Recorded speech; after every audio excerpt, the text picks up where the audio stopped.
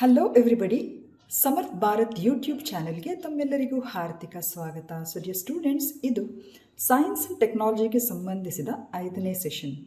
So ಈ ಸೆಷನಿಂದ ನಿಮಗೆ ತುಂಬಾ ಇನ್ಫಾರ್ಮೇಷನ್ ಸಿಗುತ್ತೆ ಅಂತ ಹೇಳುವಂಥ ಒಂದು ಭರವಸೆ ನಮ್ಮದು. ಸೊ ಹಾಗಿದ್ರೆ ಈ ಸೆಷನಲ್ಲಿ ನಾವೇನನ್ನೆಲ್ಲ ಇನ್ಕ್ಲೂಡ್ ಮಾಡಿದ್ದೇವೆ? ಮೊದಲನೇದಾಗಿ seed bank. So seed bank ಅಂದರೆ ಏನು? ಸೀಡ್ ಬ್ಯಾಂಕ್ ಹೇಗೆ ಈಗಿನ ಆಧುನಿಕ ಜಗತ್ತು ಮತ್ತು ಬದಲಾಗುವಂತಹ ಒಂದು ಪರಿಸರ ಸನ್ನಿವೇಶದಲ್ಲಿ ಹೇಗೆ ಸೀಡ್ ಬ್ಯಾಂಕ್ ನಮಗೆ ಸಹಾಯ ಆಗಲಿಕ್ಕಿದೆ, ಹಾಗೂ ಸೀಡ್ ಬ್ಯಾಂಕ್ ನಮ್ಮ ದೇಶದಲ್ಲಿ ಎಲ್ಲಿ ಸ್ಥಾಪನೆಗೊಂಡಿದೆ, ಇದರ ವೈಶಿಷ್ಟ್ಯತೆ ಏನು, ಸೀಡ್ ಬ್ಯಾಂಕ್ ಜನತೆಗೆ ಹಾಗೂ ಪರಿಸರಕ್ಕೆ ಹೇಗೆ ಸಹಾಯಕ ಆಗಲಿಕ್ಕಿದೆ. ಎರಡನೇದಾಗಿ ಕ್ರಿಟಿಕಲ್ ಮಿನರಲ್ಸ್ ಅಂತ ಹೇಳುವಂಥದ್ದು. ಕ್ರಿಟಿಕಲ್ ಮಿನರಲ್ಸ್ ಅಂದರೆ ಏನು? ನಮ್ಮ ದೇಶದ ಯಾವ ಸಚಿವಾಲಯದ ಅಡಿಯಲ್ಲಿ ಈ ಕ್ರಿಟಿಕಲ್ ಮಿನರಲ್ಸನ್ನು ಐಡೆಂಟಿಫೈ ಮಾಡುವಂಥ ಒಂದು ಕೆಲಸ ಉಂಟಾಗುತ್ತೆ, ಹಾಗೂ ಕ್ರಿಟಿಕಲ್ ಮಿನರಲ್ಸ್ ಅಂತ ಹೇಳಿ ಯಾವ ಖನಿಜಗಳನ್ನು ಐಡೆಂಟಿಫೈ ಮಾಡಲಿಕ್ಕೆ ಒಂದು ಎಕ್ಸ್ಪರ್ಟ್ ಕಮಿಟಿ ಇದೆ. ಸೊ ಯಾವೆಲ್ಲ ಕ್ರಿಟಿಕಲ್ ಮಿನರಲ್ಸನ್ನು ನಮ್ಮ ದೇಶದಲ್ಲಿ ರೆಕಗ್ನೈಸ್ ಮಾಡಿದ್ದಾರೆ.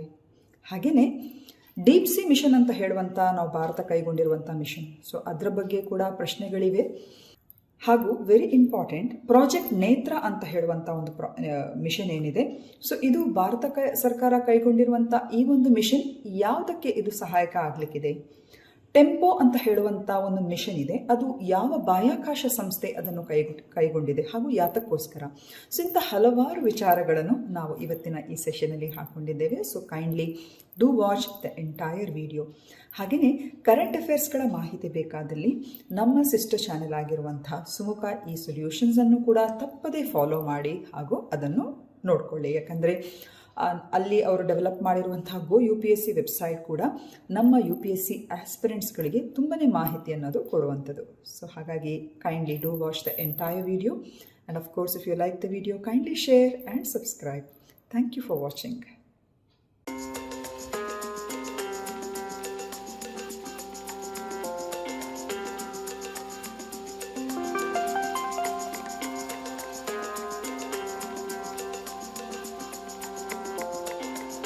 Hello everybody, Samarth Bharat YouTube ಚಾನೆಲ್ಗೆ ತಮ್ಮೆಲ್ಲರಿಗೂ ಹಾರ್ದಿಕ ಸ್ವಾಗತ. ಇದು ಸೈನ್ಸ್ ಅಂಡ್ ಟೆಕ್ನಾಲಜಿಗೆ ಸಂಬಂಧಿಸಿದ 4ನೇ ಸೆಷನ್. ಸೊ ಸೀಡ್ ಬ್ಯಾಂಕಿಗೆ ರಿಲೇಟೆಡ್ ಆಗಿರುವಂತ ಮೊದಲನೇ ಕ್ವೆಶ್ಚನ್ ಹೀಗಿದೆ: with reference to seed bank consider the following statements. The statement 1 says that, ನೋಡಿ ಕನ್ನಡ ಇಂಗ್ಲಿಷ್ ಎರಡರಲ್ಲೂ ಕೂಡ ಹಾಕಿದ್ದೇವೆ. ಸೊ ಎಲ್ಲೆಲ್ಲಿ ನೆಸೆಸರಿ ಇದೆ, I think so we will be switching on both the languages, English and Kannada. Seed bank is basically a repository of plant genetic resources. ಎರಡನೇದು, India seed bank store has over 5000 seed accessions. ಅಂದ್ರೆ ಭಾರತದ ಬೀಜ bank ಏನು ಆ ಒಂದು centre ಇದೆ, ಅದರಲ್ಲಿ 5,000ಕ್ಕೂ ಹೆಚ್ಚು ಬೀಜಗಳ ಒಂದು ಪ್ರವೇಶಾತಿಗಳು ಅಂತ ಹೇಳಿದ್ರೆ ಅಷ್ಟು ಆಕ್ಸಿಷನ್ಸ್ ಗಳಿವೆ, ಅಲ್ಲಿ ಆಪ್ಷನ್ಸ್ ಗಳಿವೆ ಅಂತ ಅರ್ಥ. ಮೂರನೇದು, India seed bank is in Bangalore which is build by Bihar. So ಈ ಮೂರು ಸ್ಟೇಟ್ಮೆಂಟ್ ಗಳಿಗೆ ರಿಲೇಟೆಡ್ ಆಗಿ ಸೀಡ್ ಬ್ಯಾಂಕಿಗೆ ಸಂಬಂಧಿಸಿದ ಹಾಗೆ which is a right option. So ಇಲ್ಲಿ ನಾವು ಸ್ವಲ್ಪ ಸೆಕೆಂಡ್ಸ್ ಗಳ ಟೈಮ್ ಕೊಡ್ತೇವೆ, ಯಾಕಂದ್ರೆ ಇದಕ್ಕೆ ಕಾರಣ ಇಷ್ಟೇ, ಪ್ರೀಮಿಯರ್ ಅಲ್ಲಿ ಭಾಗವಹಿಸುವಂತ ನಮ್ಮ ವಿದ್ಯಾರ್ಥಿಗಳಿಗೆ ಇದೊಂದು ಉತ್ತರ ಕೊಡ್ಲಿಕ್ಕೆ ಅವಕಾಶ ಇರಲಿ ಅಂತ ಹೇಳಿಬಿಟ್ಟು.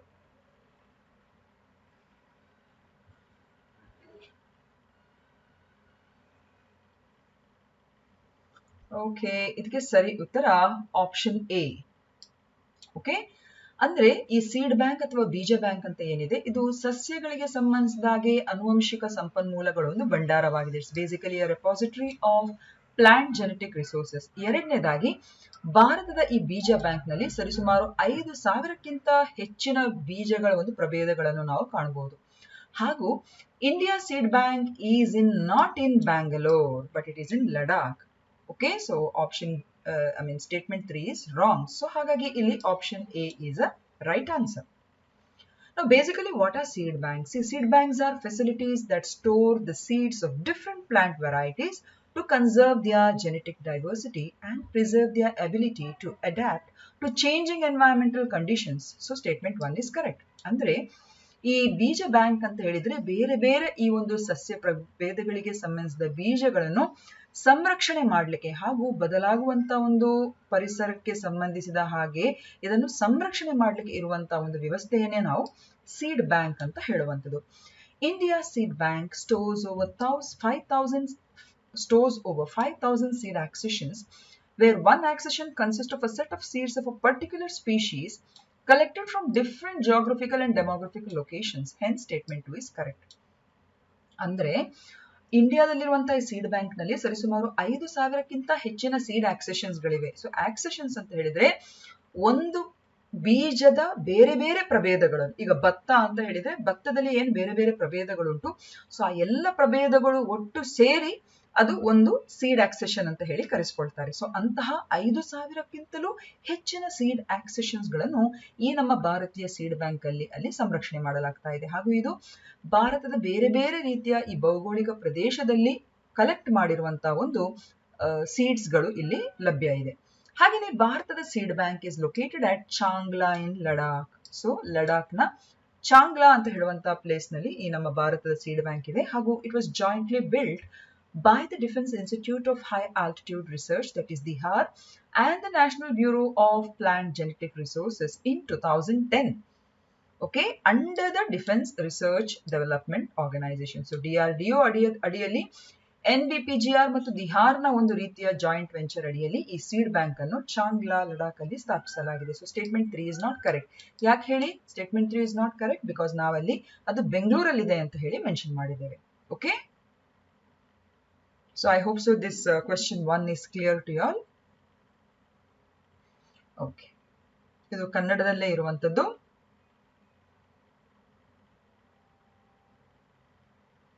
ಓಕೆ, ಎರಡನೇ ಕ್ವೆಶ್ಚನ್ ಹೀಗಿದೆ. With reference to the critical minerals of India, consider the following statements. ಭಾರತದ ನಿರ್ಣಾಯಕ ಖನಿಜಗಳನ್ನು ಉಲ್ಲೇಖಿಸಿ ಈ ಕೆಳಗಿನ 3 ಹೇಳಿಕೆಗಳನ್ನು ನೀವು ಪರಿಗಣಿಸಬೇಕು. ಮೊದಲನೇ ಸ್ಟೇಟ್ಮೆಂಟ್ ನೋಡಿ, ನಾನು ಎರಡನ್ನು ಓದುದಿಲ್ಲ, ಐದರ್ ಕನ್ನಡ ಆರ್ ಇಂಗ್ಲಿಷ್ ಎರಡರಲ್ಲಿ ಒಂದನ್ನು ಓದ್ತೇನೆ, ಯಾಕಂದ್ರೆ otherwise it will be simply repetition. Okay, the critical minerals are those minerals that are essential for the economic development and national security. ಎರಡನೇದು antimony, beryllium, bismuth, cobalt, copper, gallium come under the critical minerals category. CECM ಅಂತ ಒಂದಿದೆ. CECM ಅಂದ್ರೆ full form centre of excellence for critical minerals ಅಂತ ಹೇಳಿಬಿಟ್ಟು. So this will periodically update the list of critical minerals for India and notify the critical mineral strategy from time to time. Okay, so ಈ 3 statements ಗಳು ನಮ್ಮ ಭಾರತದ ನಿರ್ಣಾಯಕ ಖನಿಜಗಳಿಗೆ ಉಲ್ಲೇಖಿಸಿ ಸರಿಯಾಗಿರುವಂತಹ options ಯಾವುದು ಅಂದ್ರೆ ಸರಿಯಾಗಿರುವಂತಹ ಸ್ಟೇಟ್ಮೆಂಟ್ಸ್ ಗಳನ್ನು ನೋಡಿ ನೀವಿಲ್ಲಿ ಆಪ್ಷನ್ ಅನ್ನು ಆಯ್ಕೆ ಮಾಡಬೇಕಾಗುತ್ತೆ. ಎಸ್,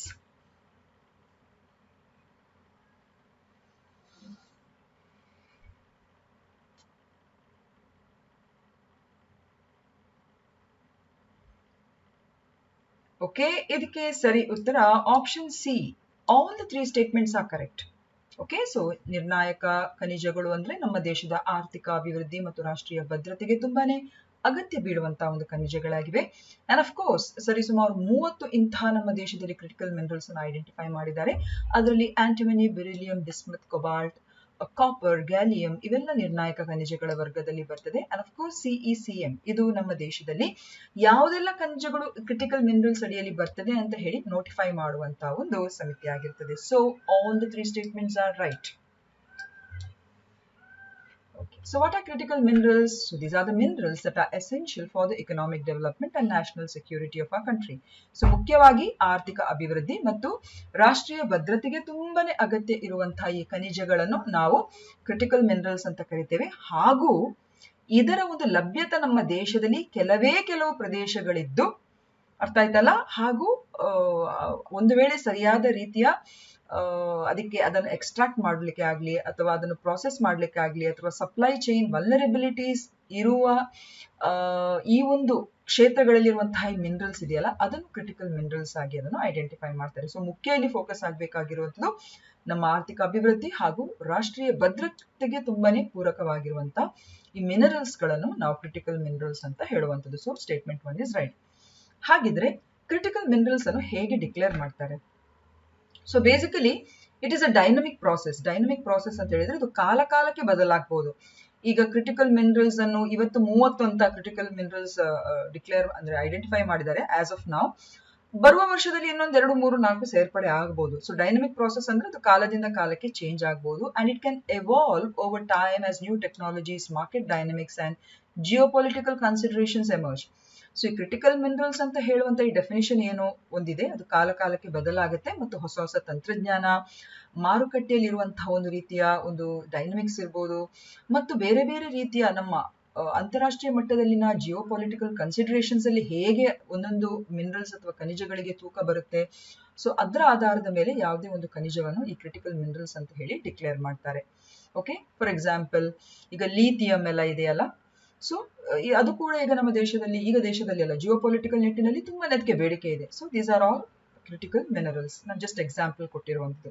ಹಾಗೂ ಬೇರೆ ಬೇರೆ ದೇಶಗಳು, different countries may have their own unique list of critical minerals based on their specific circumstances and priorities.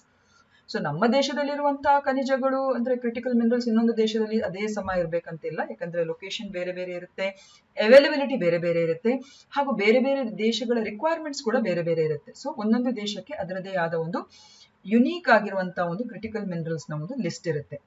ಈಗ ಕ್ರಿಟಿಕಲ್ ಮಿನರಲ್ಸ್ ಭಾರತದಲ್ಲಿ an expert committee under the Ministry of Mines has identified a set of 30 critical minerals for India. So as of now ನಮ್ಮ ದೇಶದಲ್ಲಿ 30 ಇಂತಹ critical minerals ಅನ್ನು identify ಮಾಡಿದ್ದಾರೆ. ಒಂದು expert committee ಕೂಡ ಇದೆ. ಸೊ ಆ 30 ಯಾವುದು ಅಂತ ಹೇಳಿದ್ರೆ antimony, beryllium, bismuth, cobalt, copper, gallium, germanium, graphite, hafnium, indium, lithium, molybdenum, niobium, nickel, PGE, phosphorus, potash, REE, rhenium, silicon, strontium, tantalum, tellurium, tin, titanium, tungsten, vanadium, zirconium, selenium ಮತ್ತು cadmium. So ಈ 30 critical minerals, ಇದನ್ನು ಈಗ critical minerals ಅಂತ ಹೇಳಿ ಈ ಕಮಿಟಿಗಳು identify ಮಾಡಿದಾವೆ.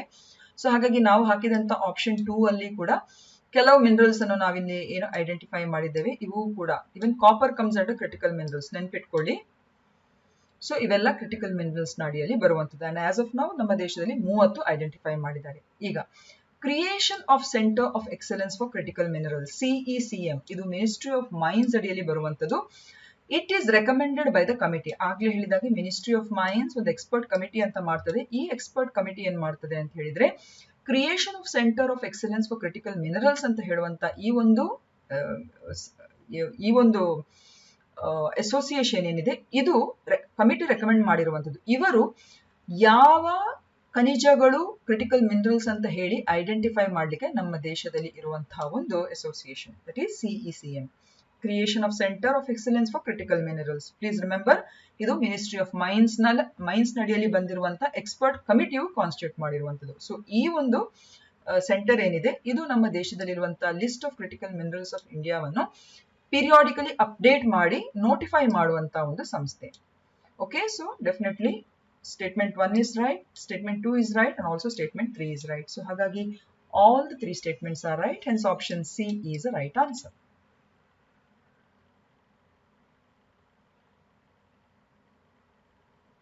ನಾನು ಇದನ್ನು already ಈಗ ಕನ್ನಡದಲ್ಲಿ ಅನುವಾದ ಮಾಡಿದ್ದೇನೆ ಹೇಳ್ತಾ. ಸೊ ಇದು ಇಲ್ಲಿಗೆ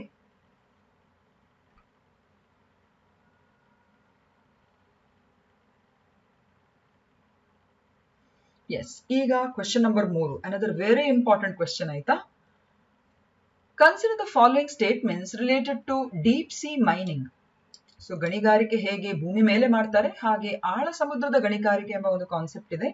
ಸೊ ಈ ಪ್ರಕ್ರಿಯೆಗೆ ಸಂಬಂಧಿಸಿದ 2 ಹೇಳಿಕೆಗಳಿವೆ. ಓಕೆ, ಮೊದಲನೇ ಸ್ಟೇಟ್ಮೆಂಟ್ ನೋಡಿ, deep sea mining is a process of retrieving mineral deposits from deep sea bed, the ocean below 500 meters. ಆಳವಾದ ಸಮುದ್ರ ಗಣಿಗಾರಿಕೆಯು 500 ಮೀಟರ್ಗಿಂತ ಕೆಳಗಿನ ಸಮುದ್ರದ ಆಳದಿಂದ ಖನಿಜ ನಿಕ್ಷೇಪಗಳನ್ನು ಹಿಂಪಡೆಯುವ ಅಥವಾ ಅದನ್ನು ರಿಟ್ರೀವ್ ಮಾಡುವಂತಹ ಒಂದು ಪ್ರಕ್ರಿಯೆ. ಎರಡನೇದು, according to the International Seabed Authority, an agency under the United Nations convention on the law of sea for monitoring all activities related to mineral resources in the deep sea. ಇನ್ನೊಂದ್ಸಲ ಹೇಳ್ತೇನೆ, according to International Seabed Authority, an agency under the United Nations convention on the law of the sea monitors all the activities related to mineral resources in the deep sea. ಈಗ ಈ statement ಗಳಿಗೆ ಸಂಬಂಧಿಸಿದ ಹಾಗೆ ಅಂದ್ರೆ UNCLOS ಏನಿದೆ, ಅದು international ಸೀಬೆಡ್ ಅಥಾರಿಟಿಯ ಮೂಲಕ ಅದೇನು ಸ್ಥಾಪಿಸಲ್ಪಟ್ಟಿದೆ. ಇದು ಆಳವಾದ ಸಮುದ್ರದ ಖನಿಜ ಸಂಪನ್ಮೂಲಗಳಿಗೆ ಸಂಬಂಧಿಸಿದ ಎಲ್ಲ ಚಟುವಟಿಕೆಗಳ ಮೇಲ್ವಿಚಾರಣೆ ಮಾಡ್ತದೆ ಅಂತ ಹೇಳುವಂಥದ್ದು ಎರಡನೇ statement. So according to you, which is the right option here and which are the right statements?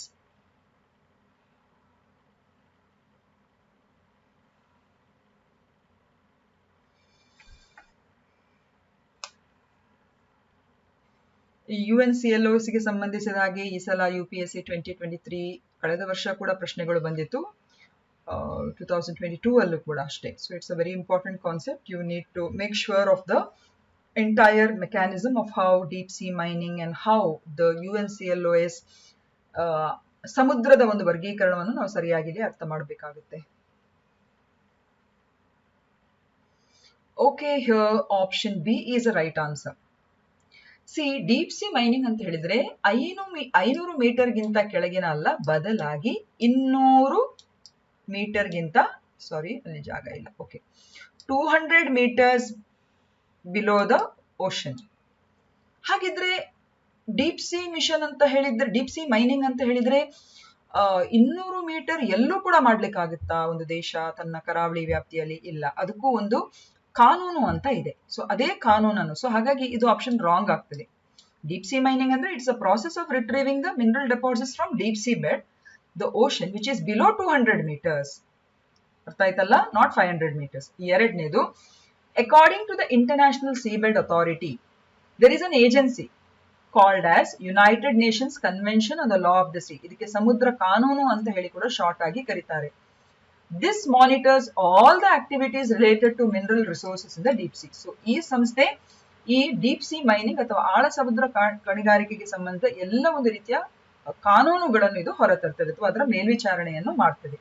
So ಹಾಗಾಗಿ option statement 2 is right, but statement 1 is wrong. So ಹಾಗಾಗಿ ಇಲ್ಲಿ option B is a right answer. ಇಲ್ಲಿ ನಾನು ಕೊಡುವಾಗ ಸಾರಿ ಈ option ಅಲ್ಲಿ ಬರೋದಿಲ್ಲ, ಇದನ್ನು ನೋಡ್ಕೊಳ್ಳಿ ಆಯ್ತಾ. ನಾನು ಇದನ್ನು ಚೇಂಜ್ ಮಾಡುವಾಗ 1 ಓನ್ಲಿ ಹೀಗೆ ಬರಬೇಕು. ಸೊ ಇಲ್ಲಿ only the second statement is correct.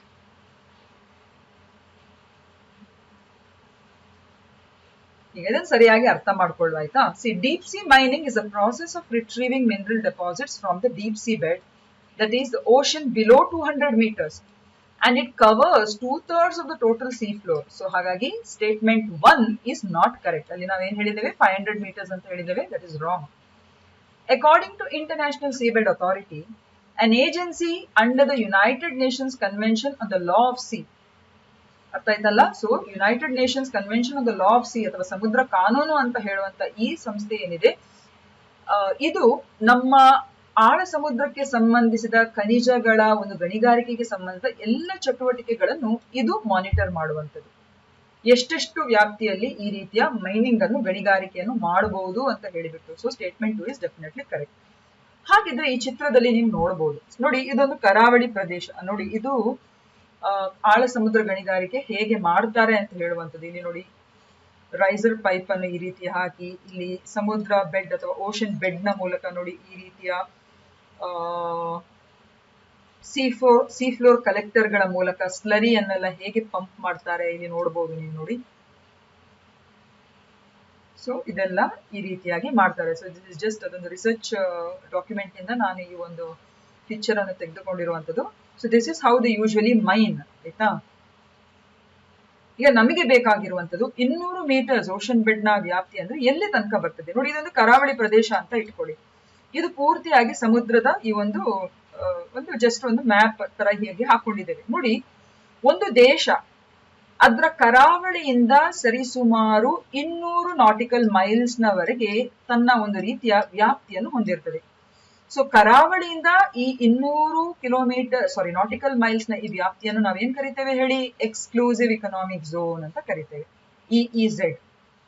ಅರ್ಥ ಆಯ್ತಲ್ಲ? 12 ನಾಟಿಕಲ್ ಮೈಲ್ಸ್ ಅಂದ್ರೆ ಟೆರಿಟೋರಿಯಲ್ ವಾಟರ್ಸ್, 24 ನಾಟಿಕಲ್ ಮೈಲ್ಸ್ ಅಂದ್ರೆ ಕಂಟಿಗ್ಯೂಸ್ ಝೋನ್, 200 ನಾಟಿಕಲ್ ಮೈಲ್ಸ್ ಅಂತರ ಅಂತ ಹೇಳಿದ್ರೆ ಟೋಟಲ್ ಆಗಿ ಅದನ್ನು ಎಕ್ಸ್ಕ್ಲೂಸಿವ್ ಇಕನಾಮಿಕ್ ಝೋನ್ ಅಂತ ಕರಿತೇವೆ. ಸೊ ಒಂದು ದೇಶ ಈ ಒಂದು ಮೈನಿಂಗ್ ಅನ್ನು ಎಲ್ಲಿ ಮಾಡಬಹುದು ಅಂತ ಹೇಳಿದ್ರೆ ಈ EEZ ನ ವ್ಯಾಪ್ತಿಯಲ್ಲಿ ಬರುವಂತ ಈ ಒಂದು ಮಟ್ಟದಲ್ಲಿ ಮಾಡಬಹುದು. 200 ಮೀಟರ್ಸ್ ನ ಡೆಪ್ತ್ ಅಲ್ಲಿ ಈ ಭಾಗದಲ್ಲಿ ಅದು ಮಾಡ್ಲಿಕ್ಕೆ ಸಾಧ್ಯ ಆಗುತ್ತೆ.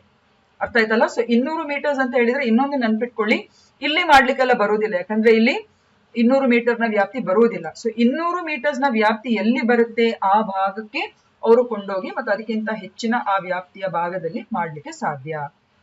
Is it clear? So minimum 200 metres ನ ಡೆಪ್ತಿನ ಆ ಭಾಗದಿಂದ ಅವರು ಮಾಡಬೇಕಾಗ್ತದೆ. ಯಾಕಂದ್ರೆ ಇನ್ನೂ ಹತ್ರ ಬಂದ್ರೆ ಅಲ್ಲಿ ಕೆಲವೆಲ್ಲ ಒಂದು ರೀತಿಯ ಕರಾವಳಿ ಭಾಗ ಮತ್ತು ಬೇರೆ ಬೇರೆ ರೀತಿಯ ಸಂಪನ್ಮೂಲಗಳಿಗೆ ಅದು ಹಾನಿ ಆಗ್ಬಹುದು. ಸೊ ಹಾಗಾಗಿ ಆ ರೀತಿಯ ಒಂದು ರೂಲ್ ಅನ್ನು ಅವರು ಇಟ್ಕೊಂಡಿರ್ತಾರೆ. ಈಗ ಯಾವುದೇ ಕಾರಣಕ್ಕೂ ಅವರಿಗೆ ಹೈ ಸೀಸ್ ಅಲ್ಲಿ ಅವಕಾಶ ಇಲ್ಲ. ಆಲ್ವೇಸ್ ರಿಮೆಂಬರ್, 200 ನಾಟಿಕಲ್ ಮೈಲ್ಸ್ ಅಂದ್ರೆ ಎಕ್ಸ್ಕ್ಲೂಸಿವ್ ಎಕನಾಮಿಕ್ ಝೋನ್ ನ ವ್ಯಾಪ್ತಿ ಅಡಿಯಲ್ಲಿ ಮಾತ್ರ ಆಯಾಯ ದೇಶಗಳು ತಮ್ಮ ತಮ್ಮ ವ್ಯಾಪ್ತಿಗೆ ಬರುವಂತಹ ಪ್ರದೇಶದಲ್ಲಿ ಅಂದ್ರೆ ಸಮುದ್ರದ ಆ ವ್ಯಾಪ್ತಿಯಲ್ಲಿ ಡೀಪ್ ಸಿ ಮೈನಿಂಗ್ ಅನ್ನು ಮಾಡಬಹುದು. ಬಟ್ ಹೈ ಸೀಸ್ ಮೇಲೆ ಅವರಿಗೆ ಮಾಡ್ಲಿಕ್ಕೆ ಅವಕಾಶ ಇಲ್ಲ. ಯಾಕಂದ್ರೆ ಹೈ ಸೀಸ್ ಎಂಬುದು ಎಲ್ಲರ ಸರ್ವಸ್ವ ಅದು. ಸೊ ಹಾಗಾಗಿ they don't have rights. So ಇದನ್ನೆಲ್ಲ ಯಾರು ಈ ತರ ಮಾಡಿರೋದು ಅಂತ ಹೇಳಿದ್ರೆ ನಮ್ಮ UNCLOS ಅಂದ್ರೆ ಸಮುದ್ರ ಕಾನೂನಿನ ಮೂಲಕ ಈ ಎಲ್ಲ ಒಂದು ಜುರಿಸ್ಡಿಕ್ಷನ್ ಅನ್ನು ಅವರು ಮಾಡಿರ್ತಾರೆ.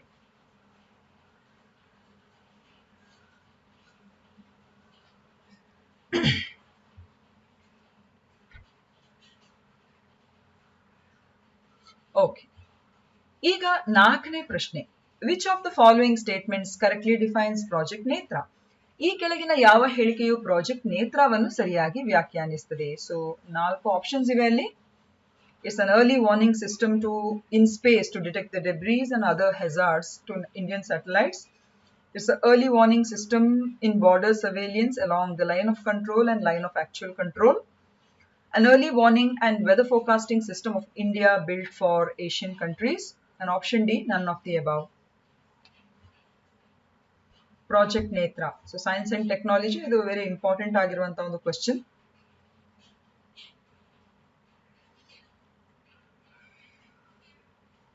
ಓಕೆ, ಇದಕ್ಕೆ ಸರಿ ಉತ್ತರ option A, that is an early warning system. ಅಂದ್ರೆ ಭಾರತೀಯ ಉಪಗ್ರಹಗಳ ಅವಶೇಷಗಳು ಮತ್ತು ಅದರ ಇತರ ಅಪಾಯಗಳನ್ನು ಪತ್ತೆ ಹಚ್ಚಲು ಬಾಹ್ಯಾಕಾಶದಲ್ಲಿರುವಂತಹ ಒಂದು ಎಚ್ಚರಿಕೆ ವ್ಯವಸ್ಥೆ, that is called as Netra. So what is the full form of Netra? ಇಲ್ಲಿ ನೀವು ನೋಡಬಹುದು, network for space object tracking and analysis.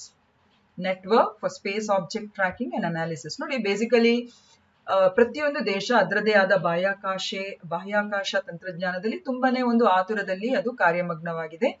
So ಈ ರೀತಿಯ ನಾವು ಹೇಗೆ ಜನರು ಭೂಮಿ ಮೇಲೆ ಇದ್ದು ಕೆಲವೆಲ್ಲ ಒಂದು ರೀತಿಯ ಪೊಲ್ಯೂಷನ್ ಅನ್ನು ಮಾಡ್ತೇವೋ, ಸೊ ಅದೇ ರೀತಿ ಬಾಹ್ಯಾಕಾಶದಲ್ಲೂ ಕೂಡ ಅಷ್ಟೇ ಈ ರೀತಿಯ ನಮ್ಮ ಸೈಂಟಿಫಿಕ್ ಇನ್ನೋವೇಷನ್ಸ್ ನ ಒಂದು ಪ್ರತಿಫಲದಿಂದಾಗಿ ಬಹಳಷ್ಟು ಡೆಬ್ರೀಸ್ಗಳು ಅಥವಾ ಅವಶೇಷಗಳು ನಮ್ಮ ಆರ್ಬಿಟ್ ಅಲ್ಲಿ ಅಥವಾ ನಮ್ಮ ಬಾಹ್ಯಾಕಾಶದಲ್ಲಿ ಅದು ಸೇರ್ಪಡೆಗೊಳ್ತದೆ. ಓಕೆ, ಸೊ ಅಂತಹ ಒಂದು ಸೇರ್ಪಡೆಗೊಂಡ ಬಾಹ್ಯಾಕಾಶಗಳ ಅವಶೇಷಗಳು ಕೆಲವೆಲ್ಲ ಒಂದು ರೀತಿಯ ಒಂದು ಸಮಸ್ಯೆಗಳಿಗೂ ಕೂಡ ಅದು ಕಾರಣ ಆಗುತ್ತೆ. ಅರ್ಥ ಆಯ್ತಲ್ಲ? ತುಂಬಾ ಪ್ರಮಾಣದಲ್ಲಿ ಈ ರೀತಿಯ ಆರ್ಟಿಫಿಷಿಯಲ್ ಆಬ್ಜೆಕ್ಟ್ಸ್ ಆರ್ಬಿಟ್ ಆಗ್ತಾ ಇದ್ರೆ ನಮ್ಮ ಸ್ಪೇಸ್ ಅಲ್ಲಿ, ಅದು ಕೆಲವೊಮ್ಮೆ ಅದು ಬೇರೆ ಬೇರೆ ಸ್ಟೇಜಸ್ ಗಳಲ್ಲಿ ಅದು ಕೆಲವೊಮ್ಮೆ ಸಮಸ್ಯೆಗಳನ್ನು ಉಂಟಾಗ್ತದೆ in the longer run. So ಹಾಗಾಗಿ ಅದನ್ನು ಪತ್ತೆ ಹಚ್ಚಲಿಕ್ಕೆ, ಅಂತಹ ಡೆಬ್ರೀಸ್ ಗಳನ್ನು ಪತ್ತೆ ಹಚ್ಚಲಿಕ್ಕೆ ಈ ಒಂದು ನೇತ್ರ ಅಂತ ಹೇಳುವಂತಹ ಪ್ರಾಜೆಕ್ಟ್ ಅನ್ನು ಅವರು ಇಂಟ್ರೊಡ್ಯೂಸ್ ಮಾಡಿದ್ದಾರೆ. ಸೊ ಬೇಸಿಕಲಿ ಈ ನೇತ್ರ ಪ್ರಾಜೆಕ್ಟ್ ಏನ್ ಮಾಡ್ತದೆ ಅಂತ ಹೇಳಿದ್ರೆ, it's main elements being a radar, it functions on a radar, an optical telescope facility and a control center space debris, and this will refer to the collection of artificial objects in the orbit around the earth that have lost their utility and are no longer in use. So ಈ ನೇತ್ರ ಅಂತ ಹೇಳುವಂತ ಈ ಒಂದು analysis tracking, space object tracking ಏನ್ ಮಾಡ್ತದೆ ಅಂತ ಹೇಳಿದ್ರೆ, ನಮ್ಮ ಕಕ್ಷೆಯಲ್ಲಿ, ಭೂಮಿಯ ಕಕ್ಷೆಯಲ್ಲಿ ಇರುವಂತ ಈ ಒಂದು ಬೇಡದ ಅವಶೇಷಗಳು, ಬಾಹ್ಯಾಕಾಶ ಅವಶೇಷಗಳನ್ನು ಪತ್ತೆ ಹಚ್ಚಲಿಕ್ಕೆ ಮತ್ತೆ ಇದನ್ನು ಐಡೆಂಟಿಫೈ ಮಾಡ್ಲಿಕ್ಕೆ ಇದು ನಮಗೆ ಸಹಾಯ ಮಾಡ್ತದೆ. ಹಾಗೂ ಬೇಸಿಕಲಿ ಇವೆಲ್ಲ ಹೇಗೆ ಡೆಬ್ರೀಸ್ ಅಲ್ಲಿ ಬರುತ್ತೆ ಹೇಳಿ, ಸ್ಪೇಸ್ ಕ್ರಾಫ್ಟ್ಗಳು ಲಾಂಚ್ ಮಾಡುವಾಗ ನಾನ್ ಫಂಕ್ಷನ್ ಆಗಿರುವಂತಹ ರೆಸಿಡ್ಯೂಸ್ ಗಳು ಇರ್ಬೋದು, ಅಬಾಂಡೆಂಡ್ ಆಗಿರುವಂತಹ ಲಾಂಚ್ ವೆಹಿಕಲ್ ಸ್ಟೇಜಸ್ ಗಳಿರ್ಬೋದು, ಮಿಷನ್ ಅನ್ನು ಮಾಡುವಂತ ಸಂದರ್ಭದಲ್ಲಿ ಇರುವಂತಹ ಕೆಲವೆಲ್ಲ ಅವಶೇಷಗಳಿರ್ಬೋದು. ಸೊ ಇವೆಲ್ಲ ಹೀಗೆ ಡೆಬ್ರೀಸ್ ಗಳ ಒಂದು ಪಟ್ಟಿಯಲ್ಲಿ ಅದು ಸೇರ್ಪಡೆಗೊಳ್ತದೆ. ಸೊ ನೇತ್ರ ಅಂತ ಹೇಳಿದ್ರೆ ಇದು ನಮ್ಮ ಭಾರತ ದೇಶದ ಒಂದು ಉಪಕ್ರಮ, ಇಸ್ರೋ ಅವರು ತಂದಿರುವಂತದ್ದು. ಬೇಸಿಕಲಿ ಈ ನೇತ್ರ ಪ್ರಾಜೆಕ್ಟ್ ಏನ್ ಮಾಡ್ತದೆ ಅಂತ ಹೇಳಿದ್ರೆ, it is early warning system in space. So space ಅಲ್ಲಿ ಏನೆಲ್ಲ ಇಂಥ ಅವಶೇಷಗಳು ಡಿಟೆಕ್ಟ್ ಆಗಿದೆ ಅಂತ ಹೇಳಿಬಿಟ್ಟು ಒಂದು ನಮಗೆ ಐಡೆಂಟಿಫಿಕೇಶನ್ ಮಾಡ್ಲಿಕ್ಕೆ ಇರುವಂತಹ ಒಂದು ಪ್ರಾಜೆಕ್ಟ್ ಇದು ನೇತ್ರ ಅಂತ ಹೇಳಿಬಿಟ್ಟು. Is it clear? So it's early warning system in space to detect the debris and other hazards to the Indian satellites. ಈಗ 5ನೇ question, with reference to TEMPO ಅಂತ ಹೇಳಿದ್ರೆ tropospheric emissions monitoring of pollution ಅಂತ ಹೇಳಿಬಿಟ್ಟು. So ಟೆಂಪೋಗೆ ಸಂಬಂಧಿಸಿದಾಗೆ ಎರಡು ಸ್ಟೇಟ್ಮೆಂಟ್ಗಳಿವೆ, ಅದನ್ನು consider ಮಾಡಿ. Tempo is a device that tracks sound pollution and their emitter sources all over the world. ಇದು ಪ್ರಪಂಚಾದ್ಯಂತ ಧ್ವನಿ ಮಾಲಿನ್ಯ ಮತ್ತು ಅವುಗಳ ಹೊರಸೂಸುವಿಕೆಯ ಮೂಲವನ್ನು ಟ್ರ್ಯಾಕ್ ಮಾಡುವ ಒಂದು ಸಾಧನವಾಗಿದೆ. ಎರಡನೇದು, TEMPO is a radar system sensitive to visible and ultraviolet wavelengths of light. TEMPO ಎಂಬುದು ಬೆಳಕಿನ ಗೋಚರ ಮತ್ತು ನೇರಳಾತೀತ ತರಂಗಾಂತರಗಳಿಗೆ ಸೂಕ್ಷ್ಮವಾಗಿರುವ ಒಂದು ರೇಡಾರ್ ವ್ಯವಸ್ಥೆಯಾಗಿದೆ. ಸೊ ಮೇಲ್ಕಾಣಿಸುವ ಸ್ಟೇಟ್ಮೆಂಟ್ಗಳಿಗೆ ಸಂಬಂಧಿಸಿದಾಗೆ which is the right statement?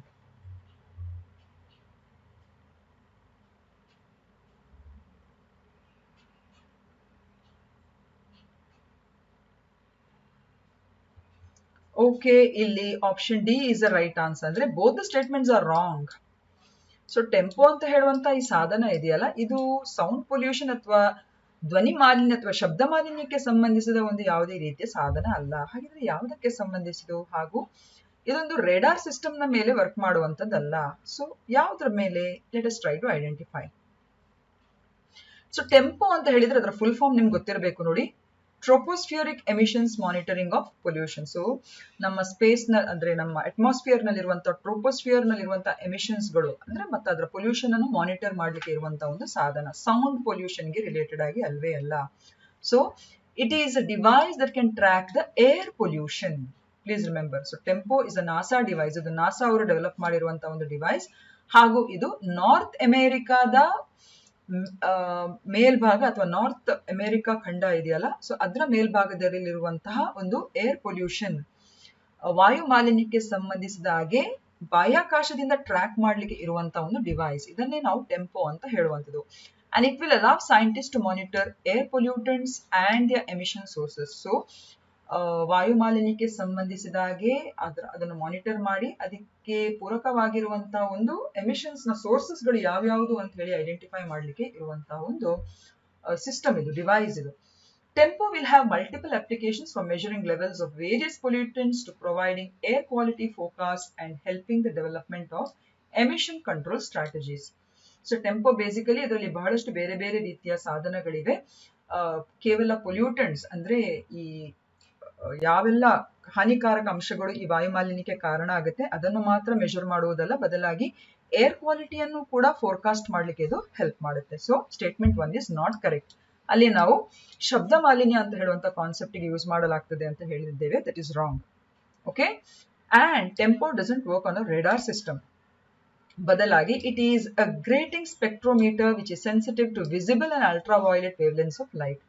So ಇದರ ಆಧಾರದ ಮೇಲೆ ಟೆಂಪೋ ವರ್ಕ್ ಮಾಡ್ತದೆ. ಸೊ ರೇಡಾರ್ ಸಿಸ್ಟಮ್ ನ ಮೇಲೆ ವರ್ಕ್ ಮಾಡುವುದಲ್ಲ. ಸೊ ಹಾಗಾಗಿ ಸ್ಟೇಟ್ಮೆಂಟ್ 2 ಇಸ್ ರಾಂಗ್. ಓಕೆ, ಹಾಗಿದ್ರೆ ಇದು ಕನ್ನಡದಲ್ಲಿ ಕೂಡ ಹಾಕಿದ್ದೇವೆ.